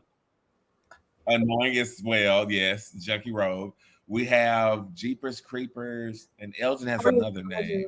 Elgin's also Kincaid. Yeah. Oh, Kincaid. Kincaid. That's it. It's Kincaid. Because the way he kept on, Not really Elm Street. Yeah. You ain't gonna make me go to sleep, and I can't go to sleep. Yeah. Can I ask you guys? Do you think we'll have more town inhabitants coming this season? Another car? I hope not. I think that's it. No. I want that. Let's pause for a bit. Listen, bring in more, and then we can slaughter at least 6 or 7, but just bring in a little bit more interesting people because I, for one, want Bacta to have, an actual sufficient story, some storylines this season. Yeah. Are you guys automatically getting a trailer for next season? Because I've been watching it on the Roku channel. It doesn't give me a trailer. It doesn't give a trailer, but I did find it a few days later on YouTube. Yeah, you have to go to YouTube the next day. Oh, okay. Yeah. Yeah. But in our post show that we show in our Patreon, for our shameless plug. Yep. Patreon. We always go over the trailer and all those things. Okay. Vanta, final thoughts on this episode? I love this episode. I think, like I said before, the stakes are getting higher, and I feel it. I feel it brewing. I'm really enticed by what's going to come next because we don't have any answers, and the show keeps giving us more questions and no answers. So I'm glad they're adding a lot more elements, and we've got different perspectives. And I'm happy that Dale is dead because all my homies hate Dale. Fuck Dale. Drink. Fuck Dale. Fuck Dale. Fuck Dale. What? I ran out of. I'm done. I'm out. Yeah, I'm out of drink. I ran out of beverage. We're almost at the end, guys. So, question: if Jim goes, does that mean we're gonna have a funeral or like a party? I'm okay. Party. Us party. Them funeral. Us party. Us a party. Okay. Okay. Yeah. I wasn't even going to acknowledge him. Yeah, you weren't even going to acknowledge him. I wasn't going to acknowledge him at all. Damn. It's basically like it happened. I love that energy. Not good at it. He was too sweet to have him. Did y'all hear about Jim? Jim who? Who was that? Is he They have a local? Jim in the show? Is he local? You know what it had me thinking about too, you guys? You know, like how from when you go Comic-Con, do all these things. I bet you nobody checking for Jim. Nope. Nobody. Nobody dressed as Jim. Nope. Girl. It's too dangerous. More people dressed like that smiley vampire or creature dude than Jim. Yeah. Exactly. Because some give me a lunchbox and dress like Victor before I dress like Jim. Listen, some fans get a little too much, when the actors come and they forget that it's an actual show and script. So I think it would be a little too dangerous for Jim. Like, he would, walk up on him. Fuck you! Fuck you! What happened to homeboy that played Prince Joffrey on Game of Thrones? He quit acting because the fans he just got his new role this year. He had to take a huge hiatus because people were awful. Really? I mean, it was the same thing with Hayden Christensen in Star Wars. Like, he didn't return to acting because fans were just so nasty to him. Star Wars is that's taking it too far. I feel that was. I feel I'm glad you mentioned that because I was, the guy that played Joffrey. I think he's like the grandson or like the son of the guy who plays on Harry Potter, Goblet of Fire as the new, teacher there. So I loved him in Game of Thrones. I love old homegirl who played Cersei Lannister. Joffrey and Cersei Lena Headey. People, and then the late Diana Rigg who played the mother, Olenna, the grandmother. Yes, baby, Diana Rigg was so fabulous in that.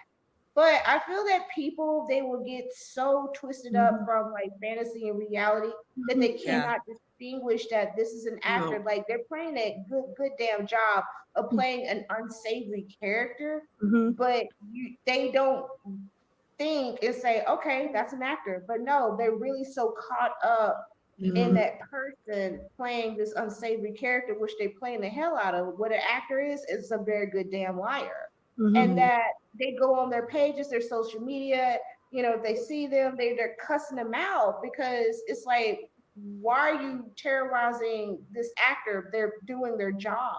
Yeah, you should think about their mental health. Like, why do you not understand make-believe from reality? Like, this needs to be evaluated.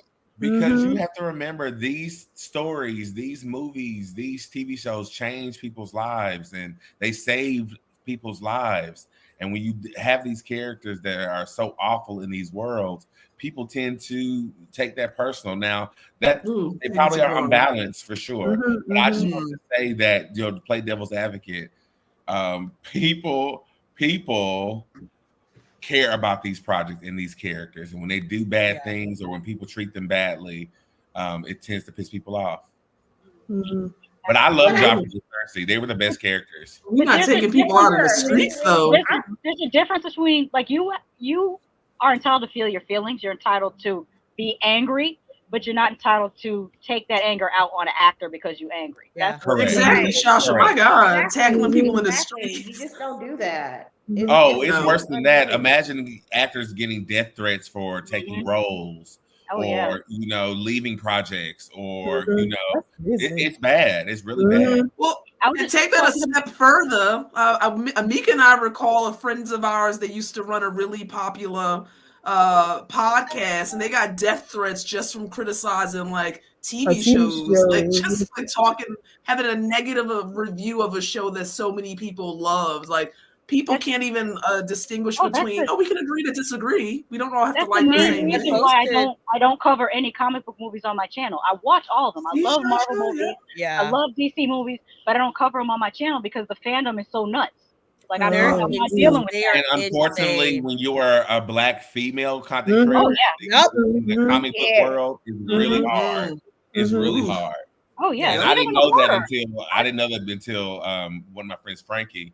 She said, I didn't understand how that world is ran by people straight white men. Like, yes, thank you. It's straight because so I made a post about who would win in a fight, Toph versus Wolverine, and I asked the question. First of all, it went viral. I had Olympians chiming in. Which I'm like, aren't you supposed to be swimming? What do you pay attention? And then I got not death threats, but it was close enough. Like men were in my DMs like, you're stupid. How could you be so dumb? Women don't deserve rights. Like it was horrible from the end of July until like September. And I took it down and I was just like, I'm done. I can't deal with this. Yeah. I've had comments on my videos like, what do you know? They shouldn't give a Black woman a camera. And I'm like, women shouldn't have rights. You see why I'm nihilistic. Why you see why I'm nihilistic? But you can't hide. If you hide, they win. You're not going to shut them down. You're not going to exactly. I grew up in that time where you had to punch me in the face in person. All this shit you right. You're not going to say that in person. No. Exactly. That part. The keyboard warriors. Exactly. Keyboard warriors. I was having a conversation with my sister because she was talking about crossover movies. And about how we were talking about how back in the day when the Universal monster movies kind of got stale, they started doing crossovers like Frankenstein meets the Wolfman and stuff. She was like, "They bring that back?" And there was mumblings about a Star Wars movie, and I was like, they would never do that because those two fandoms are unhinged, and they both hate each other. Yeah, they do. Oh my gosh. And they missed the point of both things. They missed the point of both Star Trek and Star Wars. Star Trek is about a future where people get along regardless of what race, what ethnicity, what sex, what country, what planet they come from. Star Wars is about defeating imperialistic, fucking fascist empire, and y'all don't get that. Y'all don't get that. Just I get it. I'm a Trekkie. I get it. I'm not a big. I enjoy Star Wars, but I grew up more like with Star Trek.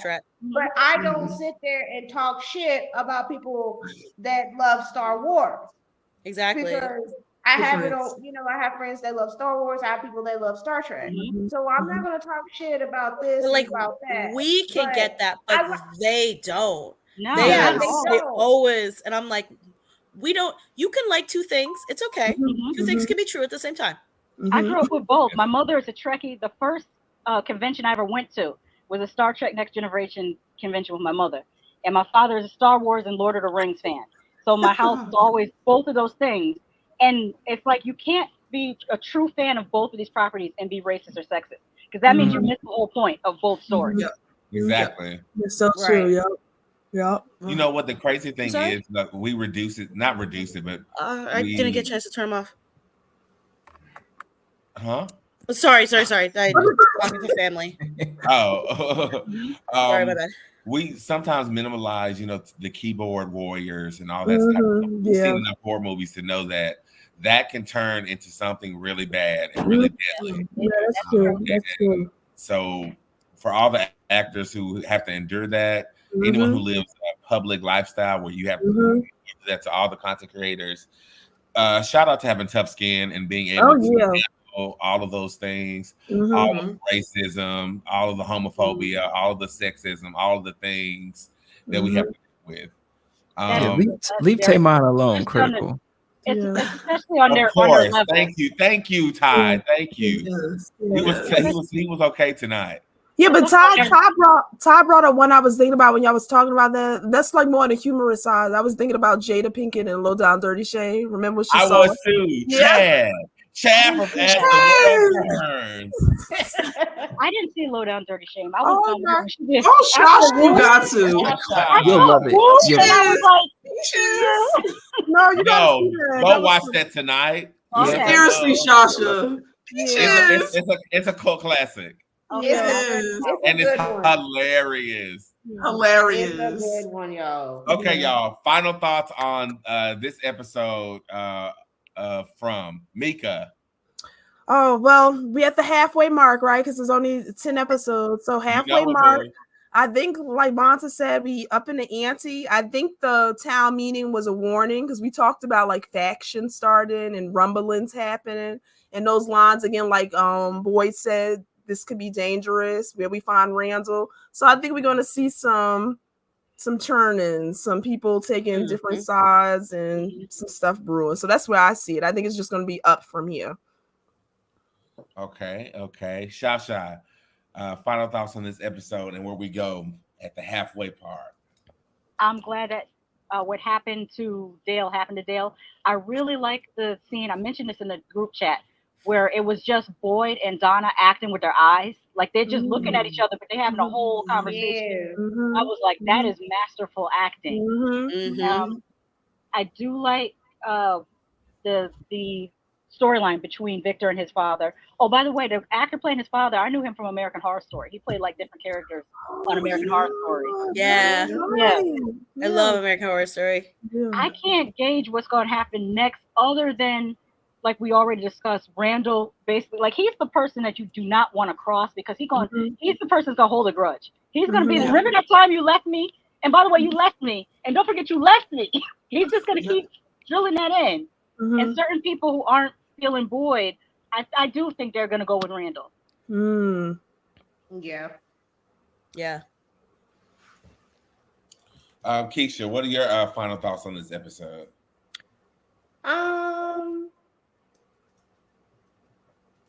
Not much. Like, glad Dale's dead. Okay, great, wonderful. I just feel that like this one right here, it just shows like how a lot of people in the town just lack a whole bunch of common sense. But I want like the next episode to really, like we said, the ante is already built. It's getting higher and getting higher. It's crescendoing. I really want to see more, at least about 2 or 3 people dead in the next episode.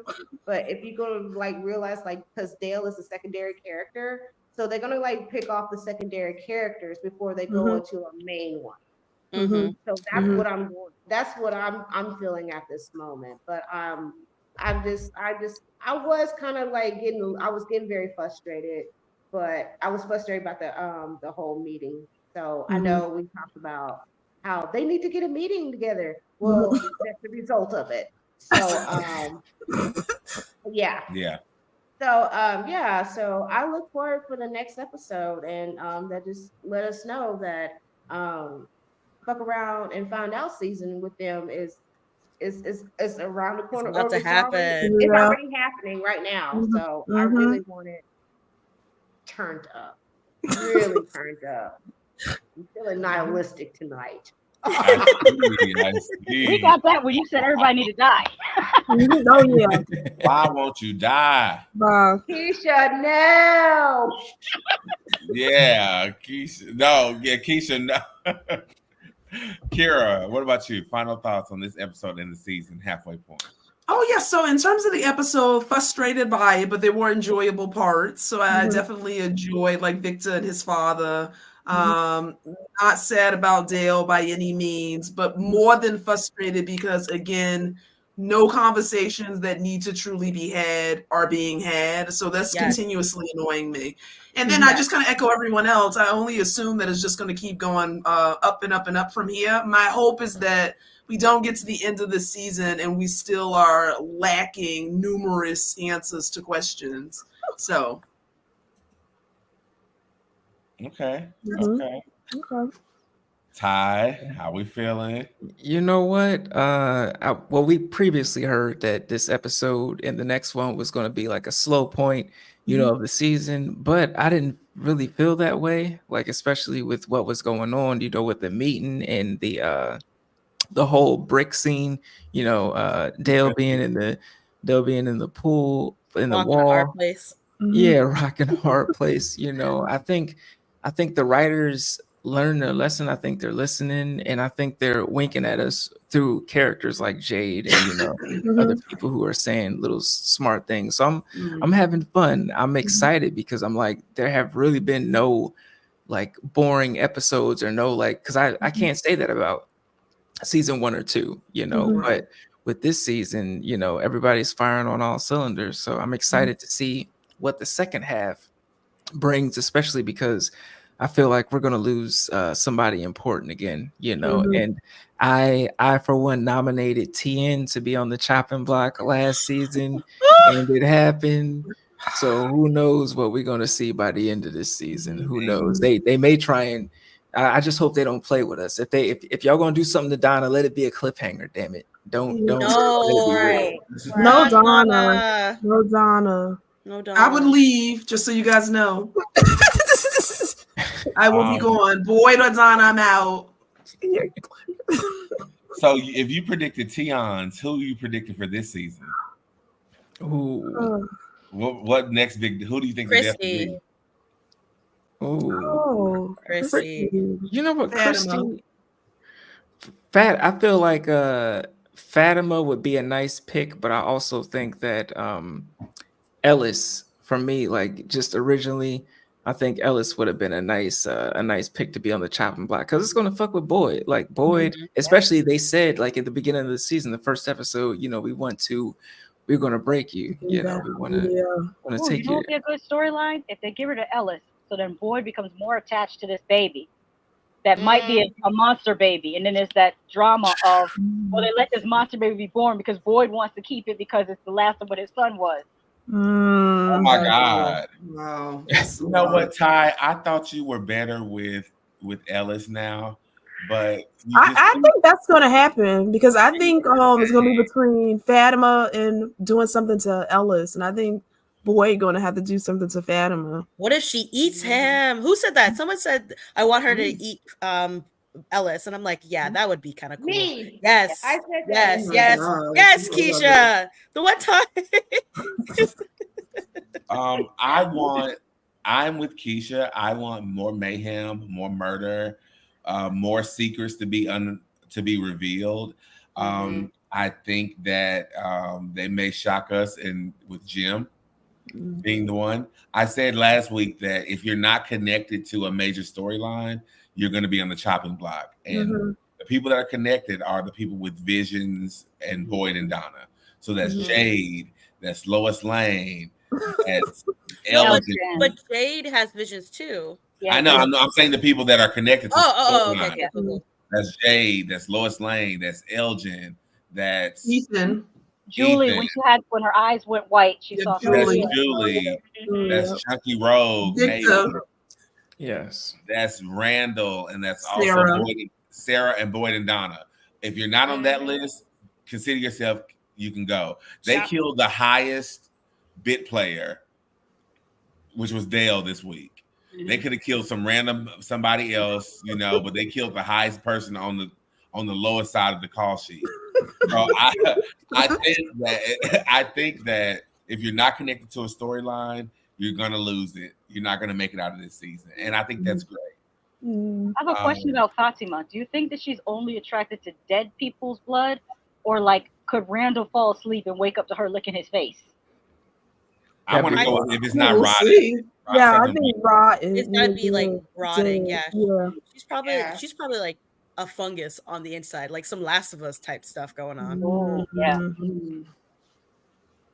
Listen, we need more attention. We need more attention in the scenes. We need more chase scenes. We need more, more horror elements, spread out. We don't always need to see somebody's, insides ripped out, but we definitely need more horror elements, the big band and everything. And cardio. More cardio. We need some more cardio. Yes, especially after I just seen Mads recently. Water. I'm like, it's time. You know what would be a game changer with this series if they can now come out in the daytime? Ooh. Yes. Yes. Wow. I'm just saying. They gotta trap them somehow, though. They gotta like round them up like cattle or something. And have they tried burning them, like a Molotov cocktail, and then? They do have a lot of liquor. That's actually on the list of things to do. In episode 2, Boyd and Kenny were like bad boys. Yes, they were gonna go in the. Yes, they were gonna throw that. You're right. You're right. But they didn't follow. That needs to resume. That needs to resume. Yeah, it really does. It needs to resume. Yeah. I also want for Jay to rise up and be the main character as he deserves to be. Agreed. It's time. As you all know, Jade is who I stand for. Oh, really? I couldn't tell. Oh, you couldn't. You couldn't. Jade is who I stand for. And so I want my boy to be at the forefront, making shit shake and not being so hysterical all the time. Yes. I love it. But just as all great things, must conclude, that concludes our episode for the week, ladies and gentlemen. Make sure that you are subscribing to Scream Kings. Hit those notifications, make sure you're checking out the other content that they got going on as well, on Mondays, and any other live streams, the new seasons coming out. So make sure you check them out. I am Evil, aka the Evil Tyrone. I'm on Evil Live on YouTube with my lovely co-host Lady Evil. We just found out that we'll be back at BlurCon, ladies and gentlemen. For the thriller season. Few surprises. And yes, make sure you check us out. Also, we got Kira and Mika in the building, double feature podcast. Make sure you subscribe to them. Check out their YouTube channels. Awesome. Kicking it up a notch this season. I see. Consistency. Yes. And then we got LadyShasha in the building, aka Horror Freak, doing her thing, which I love that you have a sheet that breaks down all the different lives that you are on and a part of. I love it. So make sure that you are, subscribing and checking out, her content, throughout all the multiple platforms, YouTube, the Hood Podcast. Yep, Hood Podcast. Yes, Hood Podcast. Despite the title, it's all things Black geek culture. I don't know why Jay named it Hood Podcast. People think we're just only going to talk about hood shit. I think you know why. Yeah. Yes. It's given Black Miles and Spades. Yeah. What's funny? I used to have a podcast on Apple when I was in college, and we used to always say that we was broadcasting from across the street from where the niggas play spades at, because my neighbors play spades in their garage. Crying. I've never been spades. We got Vanta in the building. Thank you for joining us for the first time. Hope that you join us again for future iterations. This was so fun. Yes, you can definitely check out her work as well, especially following her on TikTok and keeping up with all the things that she's got going on, heavily into the creative juices. This one, with her hands, as well as Shasha, I forgot to mention. Oh yeah, both are crafty. Both are crafty. I recorded my first makeup tutorial. It's how to do I need to watch that. Yeah, it's how to do Freddy Krueger face with $6 products worth from the Dollar Tree. So. Nice. Okay, love it. That'll drop on Friday. Oh, awesome. Yes. And we also got Keisha, she stepped out, Keisha from the Random Horror, podcast, the Random Horror Show, and we love her for joining us, even if she's not on camera, always in the comments, supporting the Frumily. So make sure you definitely subscribe to her and check her out on everywhere that you can, subscribe to podcasts, ladies and gentlemen. But that's going to be it. So that's going to be another episode from the Frumily. Make sure you check us out next Wednesday at 8 p.m. Eastern on any one of these YouTubes that we broadcasting from. Make sure you check us out. And thank you for everybody in the comments. Will Smalls, Ty Briggs, the Motivational Misfit. I like that. Daryl Seymour, Michael Anthony. If I missed it, I do apologize. The chat was jumping today. The chat was definitely jumping. A lot of love today. Dirty X, Vanessa Wicked, YHM77. Everybody. I think In Love with Horror was in here tonight. Thank you, Doug S. Everybody who was showing us love. We love you. And, we're going to see you next week.